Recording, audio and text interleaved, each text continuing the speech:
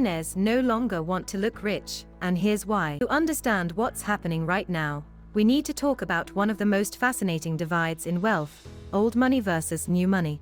Old money refers to families whose wealth goes back generations. We're talking Rockefellers, Vanderbilts, European aristocracy. Their wealth is so established, so assumed, that drawing attention to it would actually be considered vulgar. New money, on the other hand, is different. These are people who made their fortunes recently, often in their own lifetimes. Think tech entrepreneurs, celebrities, athletes. And historically, new money has been loud. Old money dresses in things most people would walk right past. A navy blazer that costs $5,000, but looks like it could be from anywhere. Khakis that are perfectly tailored, but have zero branding. Watches that only other watch collectors would recognize as being worth more than a car. New money, that's your Gucci belts with the massive double G logo. Louis Vuitton monogram everything.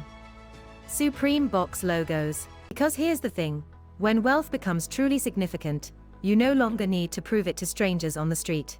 Craft, and exclusivity that only insiders would recognize.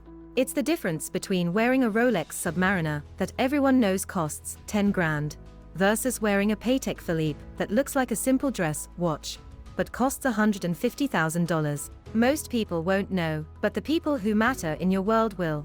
This is what's called IYKYK culture. If you know, you know.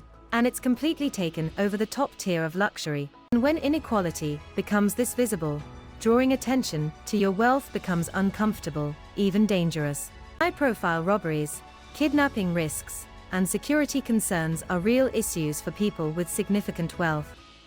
Investing in pieces that will last decades rather than chasing trends. Finally, there's a social signaling aspect that's become more sophisticated. In a world where everyone can look rich online, true wealth markers have become more subtle. It's no longer enough to have expensive things.